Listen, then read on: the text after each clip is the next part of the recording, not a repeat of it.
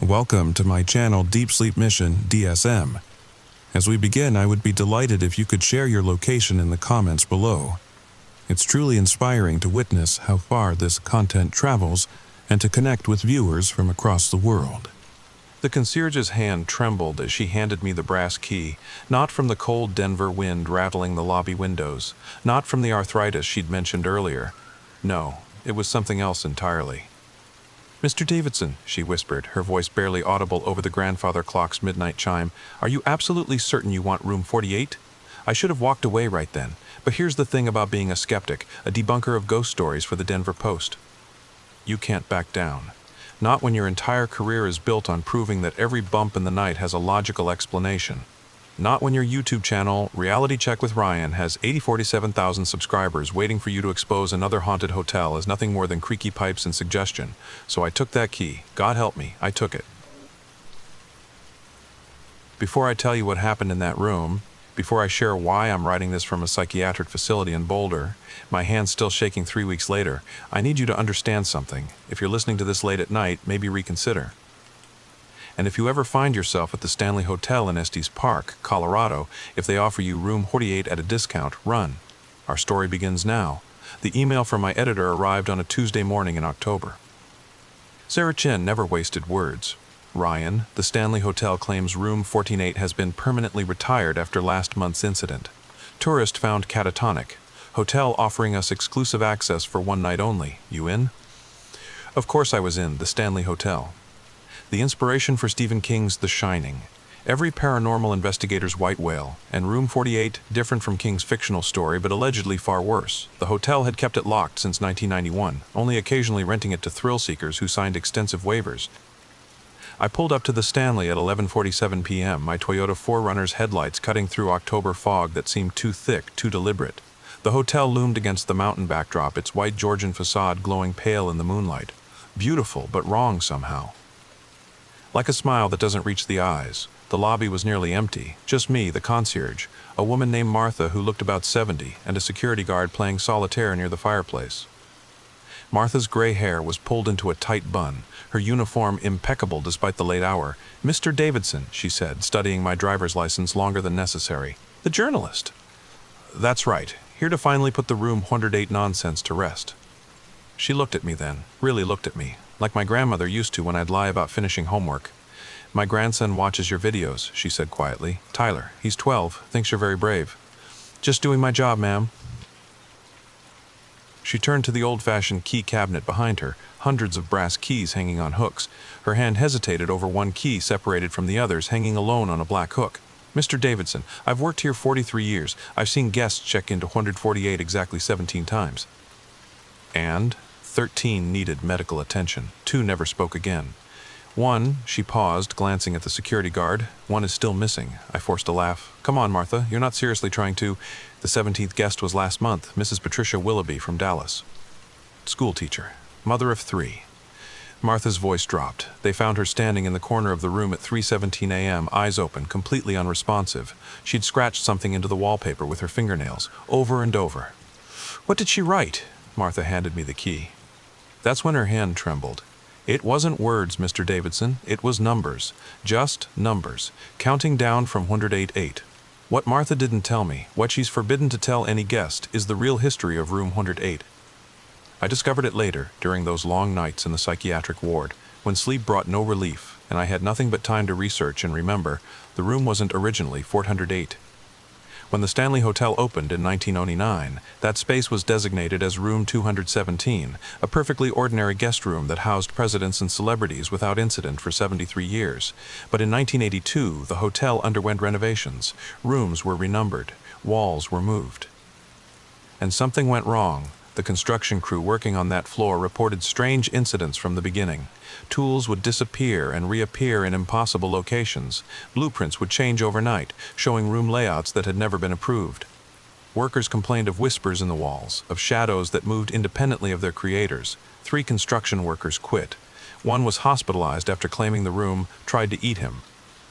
The project manager, a man named Douglas Hartley, documented everything in his private journal, a journal his widow would later donate to the Colorado Historical Society, though they've kept it locked away from public access. Hartley wrote about the discovery they made when demolishing the wall bed. Ween rooms 217 and 218. Behind the drywall, they found another wall, much older, made of stones that didn't match anything else in the building, stones covered in symbols that looked like writing but weren't in any language anyone could identify. The symbols appeared to be counting down from some impossibly large number, decreasing in precise mathematical intervals. The final symbol, carved deepest into the stone, corresponded to what mathematicians later determined was the number 4088. The hotel's management made a decision that would haunt them for decades. Instead of investigating further, they covered the stone wall with new drywall, renumbered the room 188, and pretended the discovery never happened. They told themselves it was probably just old mine markings, remnants from the area's mining history. They were wrong. The first guest to stay in the newly designated room 48 was little Sarah Martinez, 7 years old, there with her parents for a wedding weekend in October 1982. She was the guest Martha had mentioned, the only person to emerge from the room unchanged. But what Martha hadn't told me was what Sarah reported. According to the incident report filed by her parents, a report the hotel buried in their legal archives, Sarah claimed the room was full of hungry darkness and that the walls wanted to eat the sad people. She said she could see all the ones who got eaten standing in the corners, and that they told her the room only liked the people who don't believe in monsters. When asked why she wasn't afraid, 7-year-old Sarah had replied, "Because I already know monsters are real. Mommy told me so." The room got confused because it couldn't make me not believe something I already believed. Her parents, assuming it was just a child's overactive imagination, requested a different room and never spoke of the incident publicly. But Sarah's words, preserved in that buried report, contained the key to everything. The room fed on disbelief itself. Over the following decades, the hotel's management developed what they called the protocol. They would only rent room 48 to specific types of guests, skeptics, debunkers, professional investigators, journalists looking to expose hoaxes. People whose entire identity was built on not believing. They told themselves they were being responsible. After all, if the room only affected people who didn't believe in it, then sending non-believers made sense. The room would remain contained, and rational people would debunk the stories, keeping the public away. They didn't understand that they weren't containing the room, they were feeding it. Each skeptic who entered and was consumed made the room stronger, more intelligent, more capable of spreading its influence beyond its physical boundaries. The stone symbols weren't just counting down to 48, they were counting down to something much worse. By 2019, the room had learned to reach beyond its walls. Former guests, the ones who had supposedly escaped, began experiencing symptoms years later. Dreams that felt more real than reality. Temporal displacement episodes where they'd lose hours or days. And always the counting. Dr. Elizabeth Warren at the University of Colorado, no relation to the senator, had been studying the phenomenon for her doctoral thesis in abnormal psychology when she made a disturbing connection. Every person who had ever stayed in room 48, even those who emerged seemingly unaffected, showed identical brainwave patterns during REM sleep. Patterns that didn't match any known sleep disorder, patterns that suggested their consciousness was elsewhere during sleep. Specifically, that it was still in room 48-8, Dr. Warren's research was abruptly defunded when the university received a substantial donation from an anonymous benefactor. Her work was classified, her findings buried, but not before she made one final, terrifying discovery. The countdown wasn't random.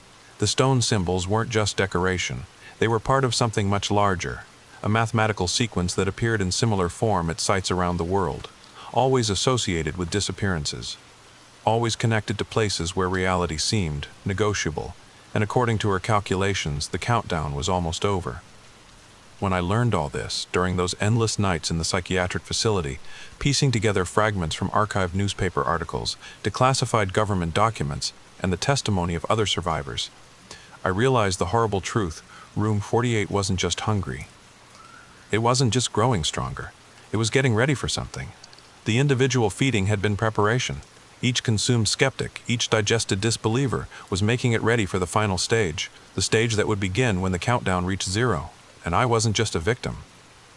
I was a catalyst. My YouTube channel, my platform, my influence. The room had chosen me specifically, not just to feed on my disbelief, but to use me to spread its influence, to create more skeptics, more offerings, more food. The story I'm telling you right now, this isn't a warning, it's bait. Because every person who reads this, every viewer who watches my videos, every skeptic who decides to investigate for themselves, they're all potential fuel for what's coming. And the more rational you are, the more you pride yourself on logical thinking, the more delicious you are to what's waiting in room 48. The countdown isn't just happening in that room anymore. It's happening everywhere the story spreads, in every mind that wrestles with belief and disbelief. In every person who thinks they're too smart to be fooled, and it's almost over. The fourth-floor hallway stretched longer than it should have. I know that sounds crazy, but I counted. 47 steps from the elevator to room 46, 48 steps to 107.7. But from 27 to 27 to 28, I counted 93 steps. The burgundy carpet pattern seemed to shift in my peripheral vision, those Victorian roses becoming something else. Faces, maybe, or eyes. The temperature dropped at least 10 degrees as I approached the door. My breath misted in the air, which made no sense. The hallway thermostat reads 71 pf. I set down my equipment bag, EMF detector, thermal camera, digital recorder, the works, and examined the door, solid mahogany. Older than the others, with a brass plate that had been polished so many times the numbers were barely visible. But I could feel them under my fingers, 48, and something else. Scratches in the wood, painted over but still there. Words, maybe, or warnings. The key turned too easily. Like the lock wanted to open, the room was normal, aggressively normal. Queen bed with a quilted purple bedspread, writing desk by the window, flat-screen TV that looked recently installed, bathroom door ajar, showing white tile and chrome fixtures. The kind of hotel room you'd find in any mid-range establishment from Portland to Pittsburgh. That's what made it wrong. Every other room at the Stanley Hotel oozes character. Victorian furniture, antique mirrors, historical photographs, but 2008 was generic, sanitized. Like someone had tried to strip away its personality, or contain something. I set up my equipment methodically. EMF baseline readings, normal. Temperature 68 dF throughout. No cold spots, no electromagnetic anomalies. I started my video recording. Hey, reality checkers, Ryan here.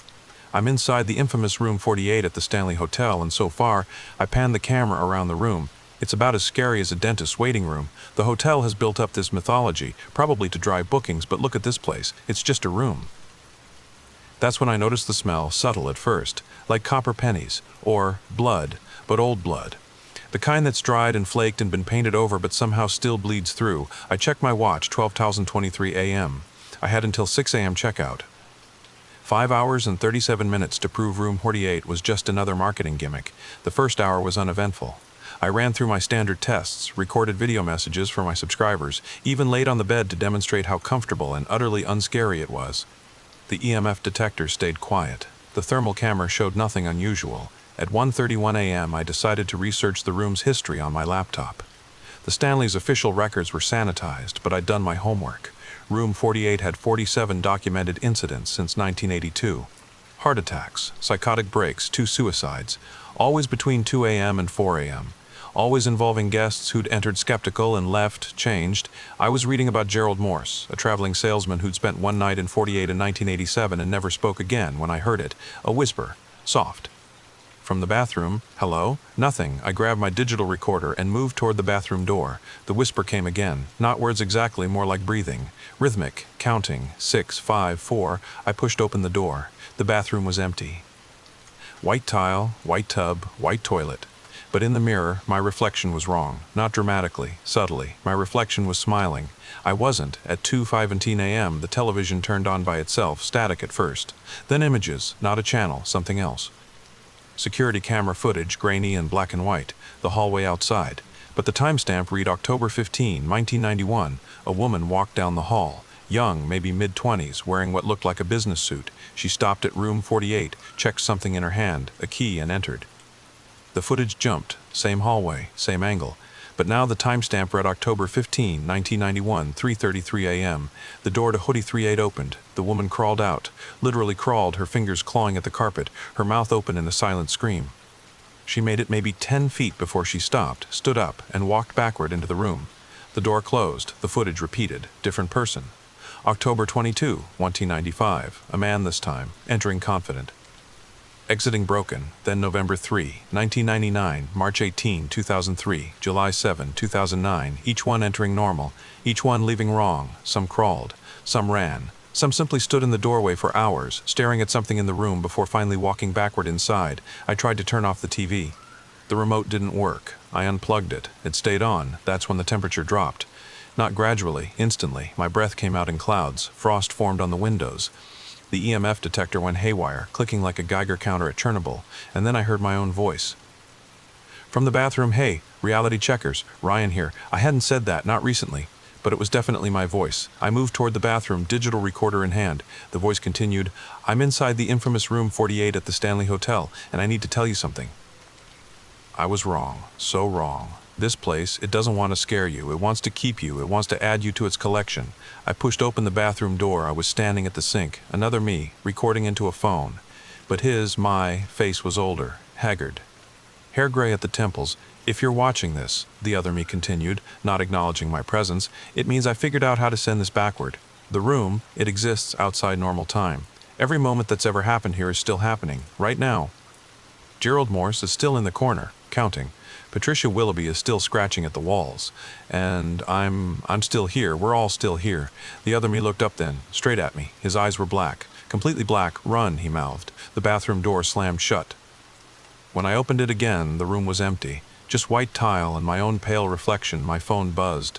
A text from an unknown number. "Look under the bed." I shouldn't have. Every instinct screamed not to, but I did. There was a notebook, old, leather-bound. I pulled it out and opened it.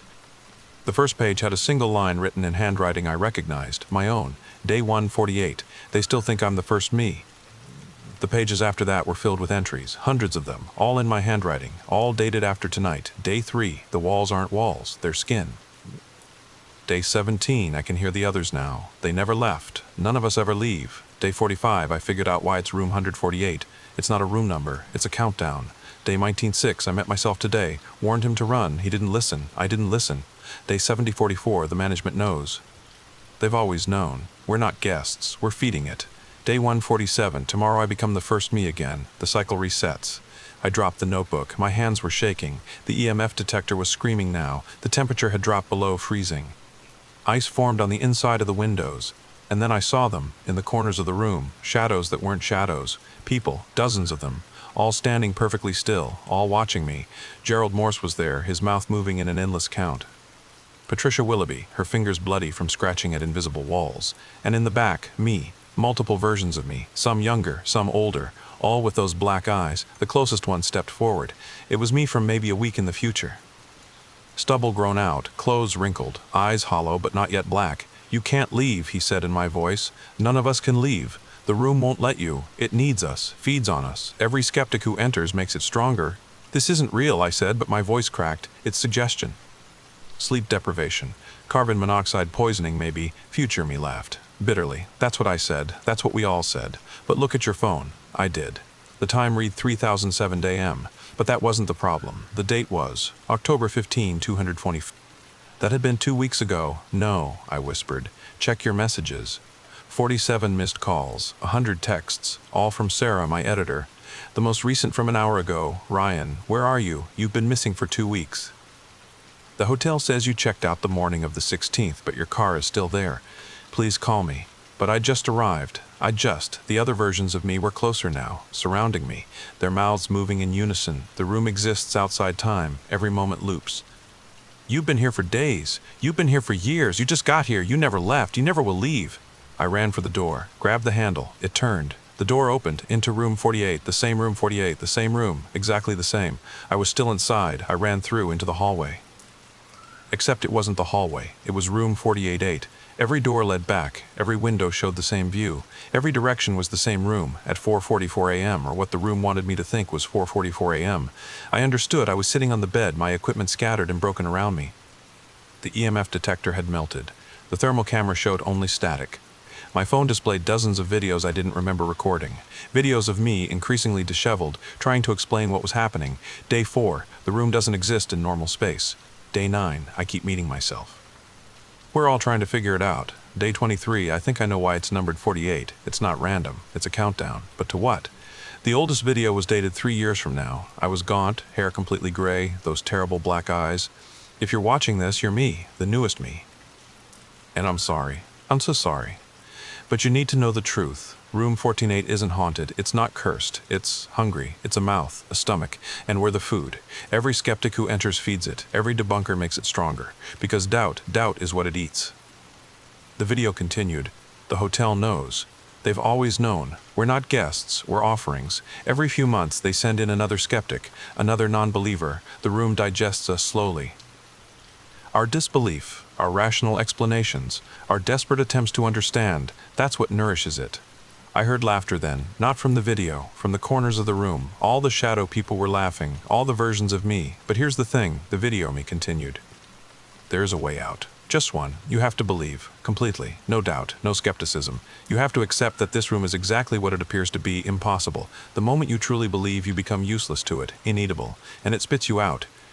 The laughter stopped. I stood up, looked around the room, at the shadows, at the other versions of myself, at the impossible geometry that led every exit back to the center. I don't believe, I said loudly. This is hallucination, chemical leak, elaborate prank. Something with a logical explanation. The shadows moved closer.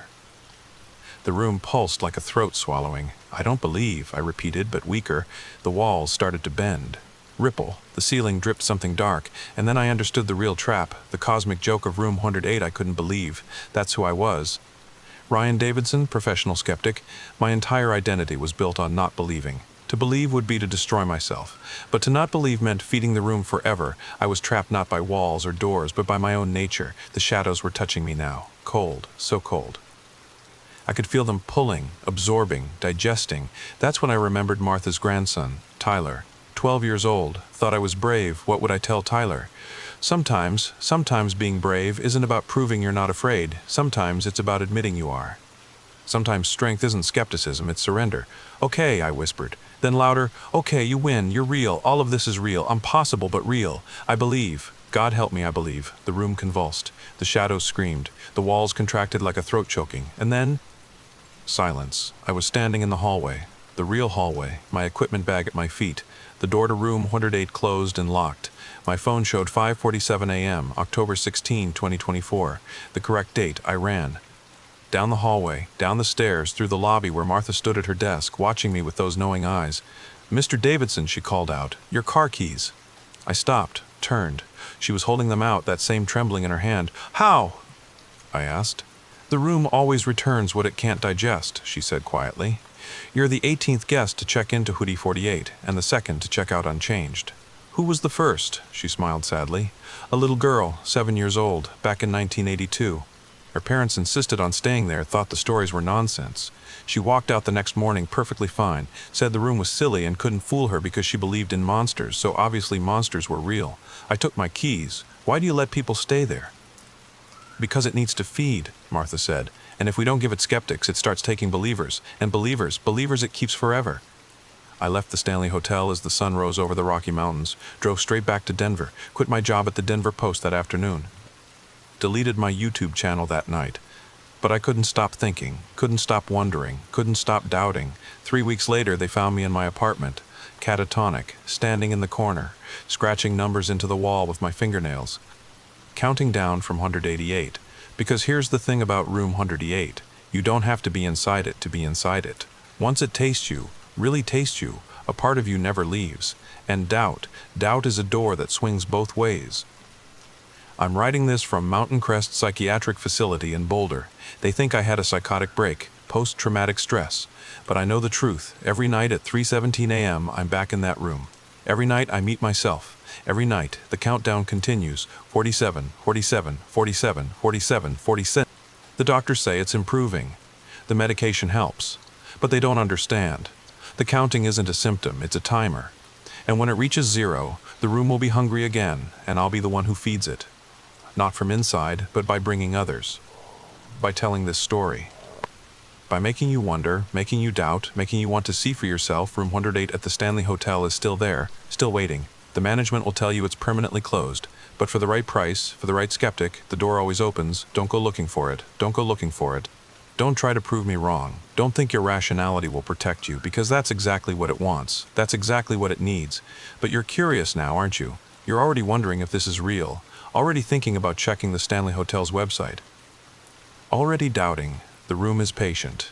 The room is hungry, and the countdown never really stops. 144, 143, 102, sweet dreams, reality checkers, if you can still sleep after this. And remember, if someone offers you a discount on room 48, if they tell you the stories are just urban legends, if they insist there's nothing to be afraid of, run, because I'm still counting. We're all still counting.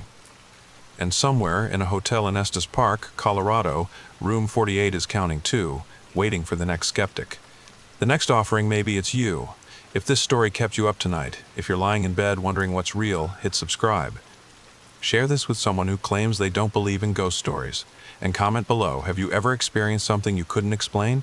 Something that challenged everything you believed? Because room 108 is still there, still waiting? Still hungry, and it feeds on those who think they're too smart to believe. Story number 2. The GPS died at mile marker 97, 2 miles before the place where physics stops making sense. 2 miles before I learned that some roads aren't meant to be traveled after midnight. And if you're still watching this, if you're lying in bed right now with your headphones on, I need you to understand something.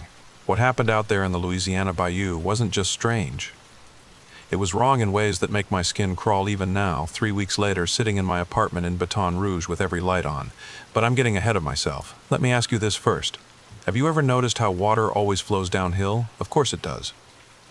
It's one of those fundamental truths we never question. Gravity pulls it down, always down. Except for one place. 99 miles from New Orleans, there's a stretch of bayou where the locals won't go after dark. Where the old-timers cross themselves and look away when you mention it. Where the water flows uphill. And before you click away thinking this is just another made-up story, I have the video, the one I can't bring myself to watch again.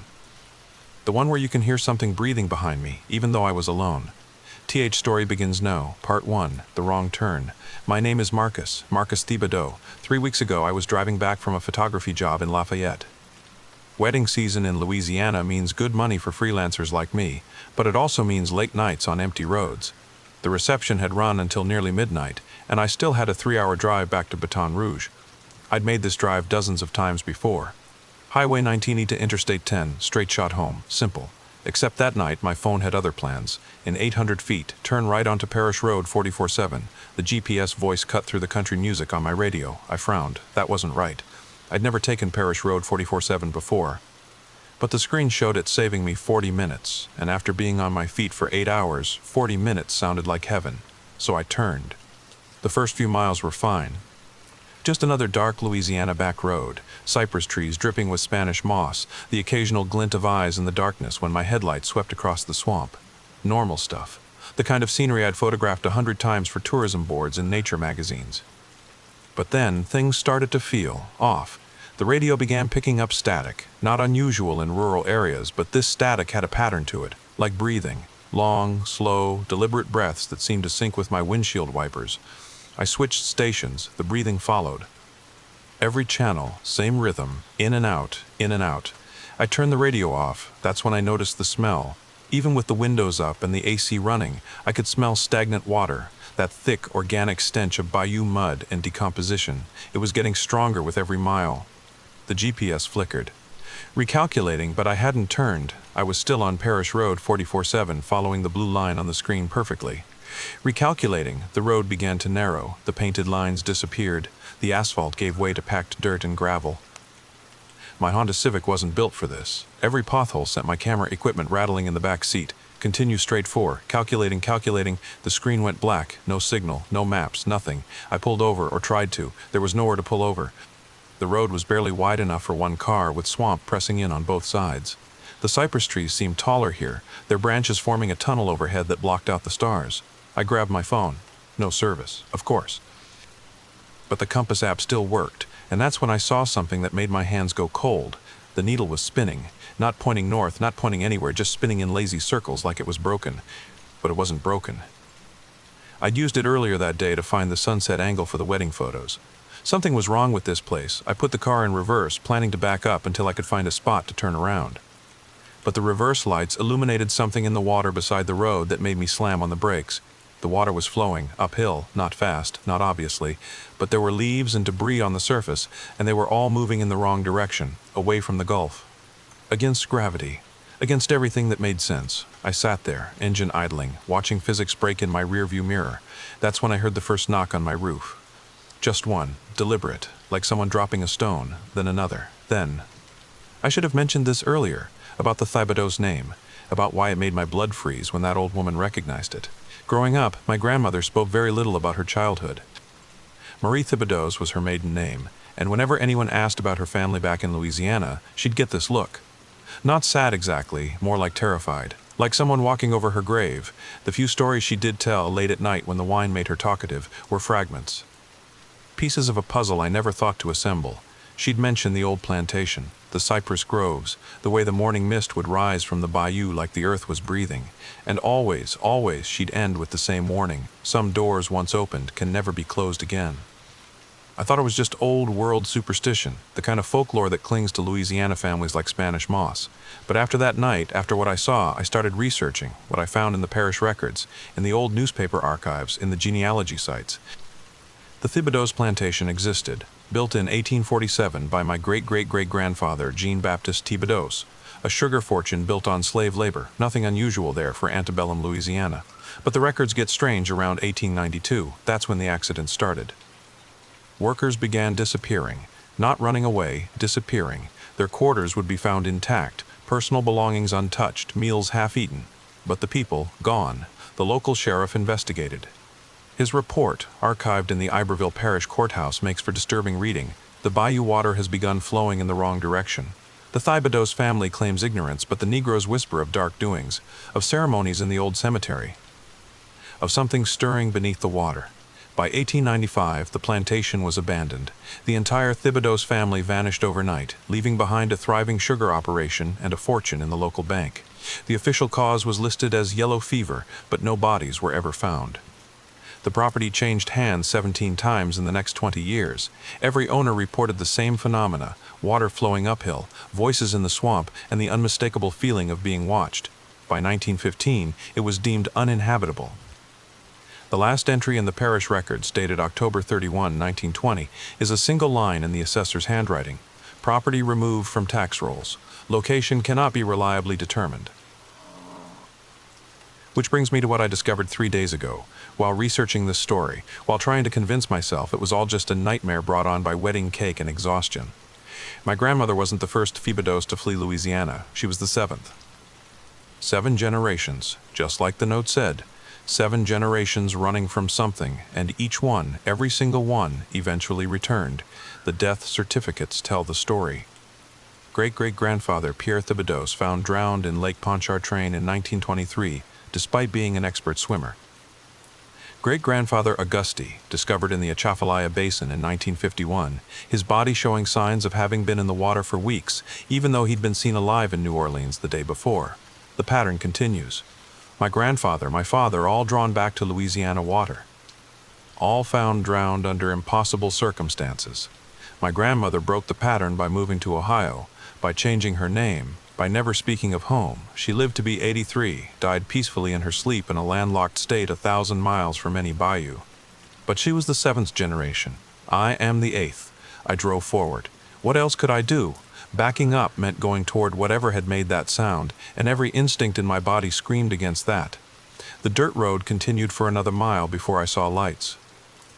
Actual electric lights, not swamp gas or fireflies. A gas station, one of those ancient mom-and-pop places that looked like it hadn't been updated since the 60s. But the lights were on, and that was all that mattered. I pulled in next to the single pump, a mechanical dinosaur with rolling numbers instead of digital displays. The building itself was small, just a tiny convenience store with a garage bay attached. The neon open sign flickered in the window, casting everything in alternating red and shadow. No other cars, no attendant visible through the glass, but the door was propped open with a brick. I sat in my car for a full minute, engine running, debating. The rational part of my brain said to keep driving, find the main road, get home, forget this ever happened. But I needed directions. And maybe I needed to not be alone right now. Hello? I called out as I approached the door. My voice seemed too loud in the humid air, like the swamp was swallowing sound. Anyone working? The bell above the door chimed as I entered, a cheerful sound that felt wrong in the oppressive atmosphere. Inside, fluorescent lights hummed and flickered.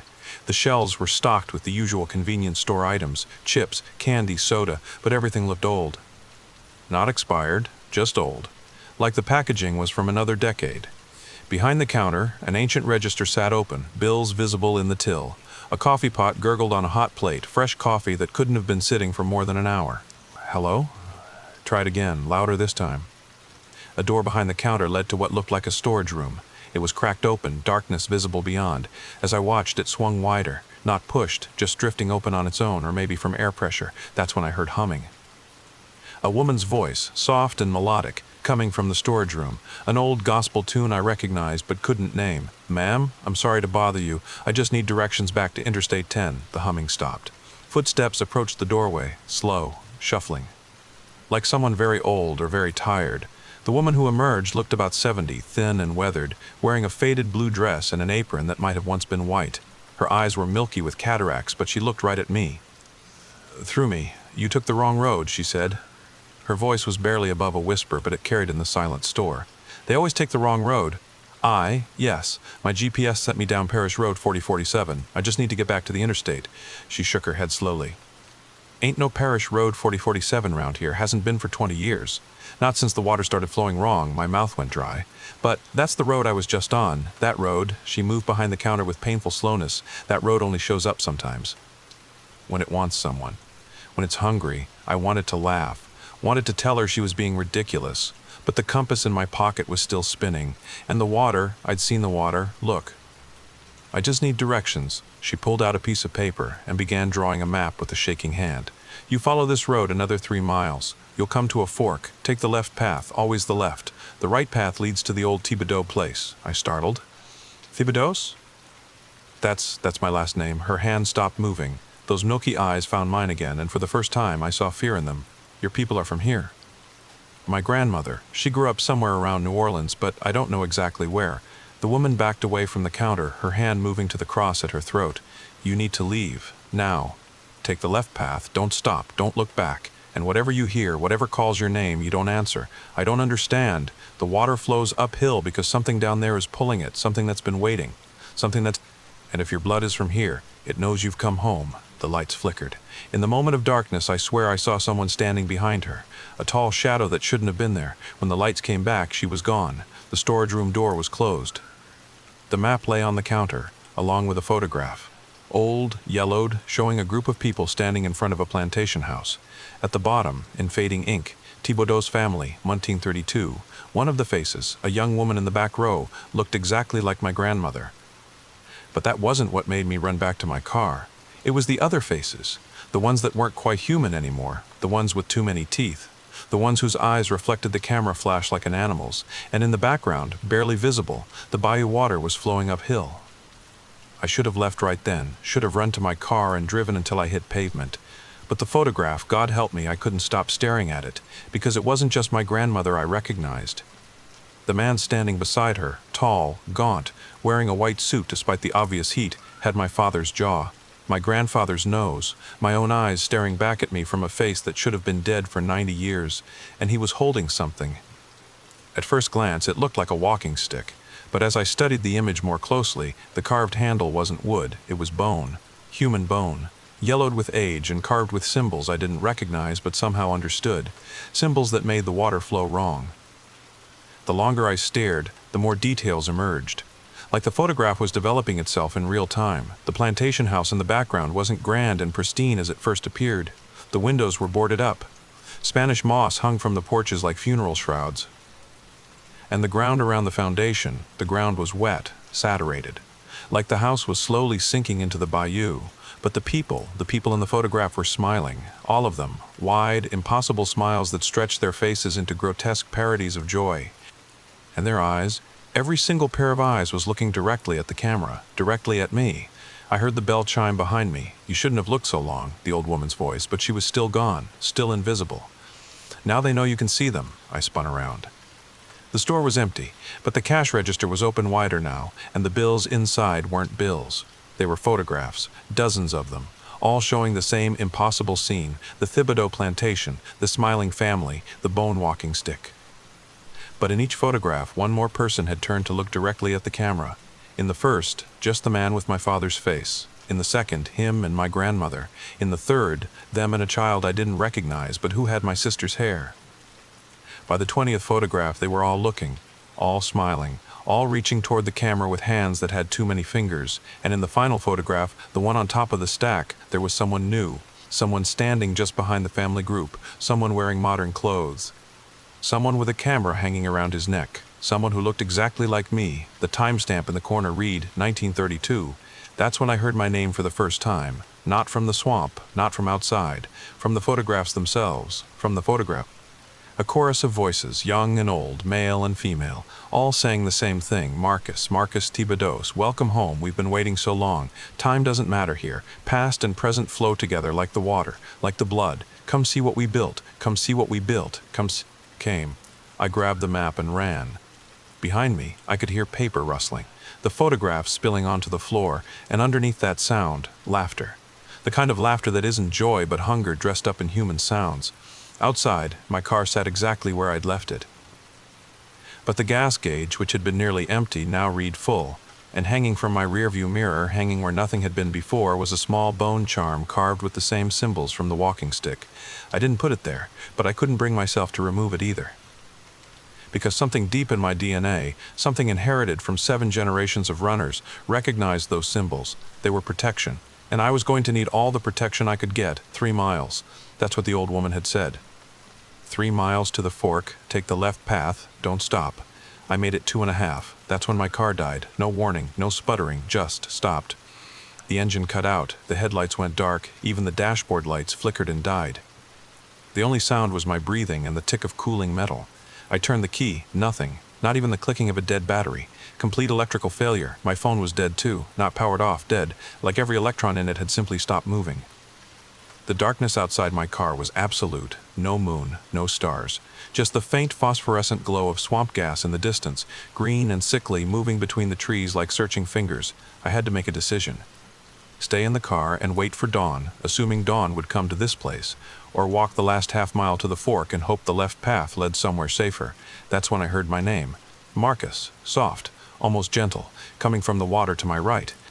Marcus Thibodeaux, my grandmother's voice. But my grandmother had been dead for 15 years. Come home, Marcus, we've been waiting so long. I grabbed my camera bag, more out of instinct than any real plan, and got out of the car. The air hit me like a wet blanket, so thick with humidity I could barely breathe. The smell was worse now, not just stagnant water, but something else, something sweet and rotten. The voice came again, closer. Don't you want to know what really happened to your grandmother? Why she never talked about home. I started walking. Fast. Not quite running, but close. The dirt road felt soft under my feet, like it might give way at any moment and swallow me whole. Behind me, I could hear water moving, splashing.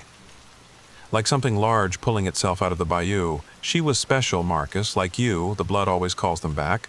The fork appeared in the phosphorescent glow, 2 paths diverging into darkness. The left path was clear, just more dirt road disappearing into the trees. The right path was lit. Oil lanterns hung from the trees, creating a warm, inviting glow. Through the Spanish moss, I could see a house, a big white plantation house with columns and wraparound porches, lights in every window. The sound of music and laughter drifting through the humid air. The family reunion, the voice was right behind me now, close enough that I should have felt breath on my neck. Everyone's here, everyone's waiting. I looked back. I shouldn't have looked back. The thing standing on the road wasn't my grandmother, not anymore. It had her face, or was wearing it, stretched over something much larger. The dress she was buried in hung in tatters from too many limbs, and the smell, God, the smell, but it was the eyes that made me run.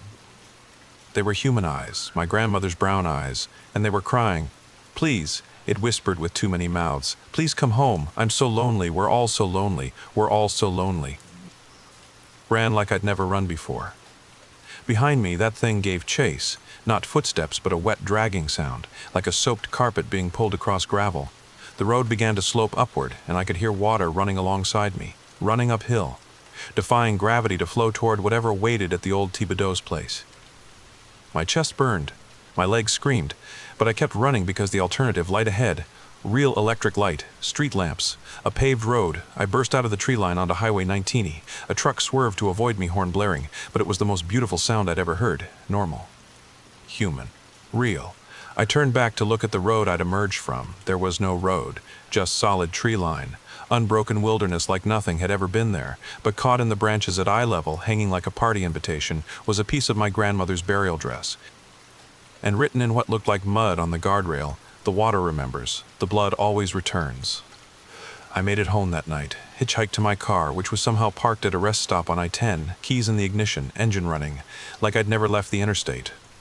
Like Parish Road 4047 had never existed, but my camera bag was still with me, and inside, my camera was still recording. I'd turned it on by accident when I grabbed the bag. It recorded everything. The entire 43 minutes I was on that impossible road. I've watched the footage once. Only once. And what I saw, the gas station doesn't exist. On the video, I'm standing in an empty field, talking to nothing. But you can hear her voice, the old woman, clear as day. And in the background, just barely visible in the corner of the frame, something tall and dark mirrors my movements perfectly. The road is there though, the fork is real. And when I run left, when that thing chases me, the camera catches it all. But it's worse on video. Because you can see what I couldn't in the dark. There weren't just one of them.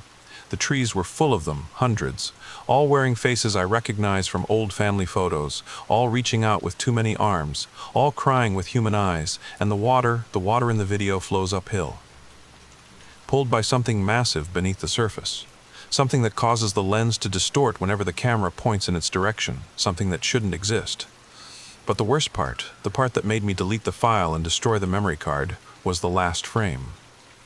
Just before the camera cuts off, there's a reflection in a puddle. Not my reflection, something else, something wearing my face, standing right behind me, following me out. It's been 3 weeks now. 3 weeks of normal life, normal job, normal everything, except normal everything. Except sometimes I smell stagnant water in my apartment. Sometimes I hear my grandmother humming gospel songs in the next room. Sometimes I wake up and my feet are wet, covered in bayou mud, and there are footprints leading from my bed to the window that faces south, toward Louisiana, toward a road that doesn't exist. Last night I found a map in my jacket pocket, the one the old woman drew, but there's writing on the back now, writing that wasn't there before. The blood debt must be paid. 7 generations of Thibodeau have run. The 8th must return. The water is patient. The water remembers. The water rises. My girlfriend says I've been talking in my sleep, speaking French, which I don't know, calling names of relatives I've never heard of. And last week, she woke up to find me standing at the window, arms outstretched, like I was being pulled by invisible strings. But there's something else, something I haven't told you yet. Something that arrived in my mailbox yesterday, addressed in handwriting I'd never seen but somehow recognized. An envelope, old paper. No return address. Inside, a single brass key and a letter written in the same faded ink as the family photograph. Marcus Thibodeau, by blood and by right, you inherit what was always yours. The old house remembers. The water remembers. 7 generations have run, but the debt compounds with interest. Your grandmother thought distance would break the chain. Your great-grandfather believed death would end it. They learned too late that some contracts are written in blood and witnessed by deeper things than law. The key opens what should never have been locked. The deed transfers what should never have been owned. Come home, last son of the Thibodeau line. Come home and see what your ancestors built with their greed. Come home and learn why the water flows uphill. The reunion has been postponed long enough. Your loving family, John Baptist Thibodeau, Patriarch, 1847 forever.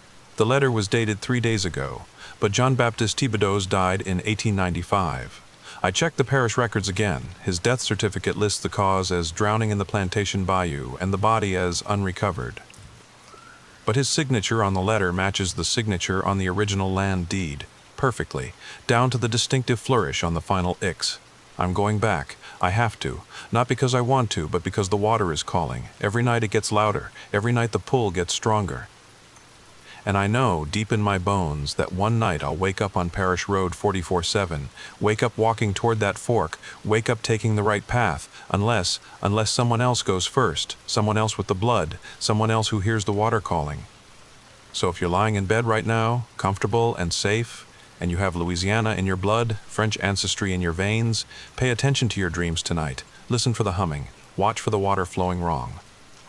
And if your GPS ever tries to send you down Parish Road 4047, 99 miles from New Orleans, where the bayou water flows uphill, don't turn, don't stop, don't look back, because the water remembers, the water is patient, and the water is rising. I can hear it now, outside my window, that wet dragging sound. It found me, even here in Baton Rouge, even with all the lights on. The doorknob is turning. If you're still listening, if you made it this far, leave a comment. Tell me you heard this. Tell me I'm not alone. Tell me I'm not crazy. Because tomorrow they'll find my apartment empty. Just wet footprints leading nowhere. And maybe a note written in mud, saying I've gone home. The water always wins in the end. The blood always returns. And somewhere, 99 miles from New Orleans, where the bayou water flows uphill, the Thibodeau's family reunion continues, forever, and ever, and ever. Sound of door opening. Hello, Marcus, time to come home. Recording ends.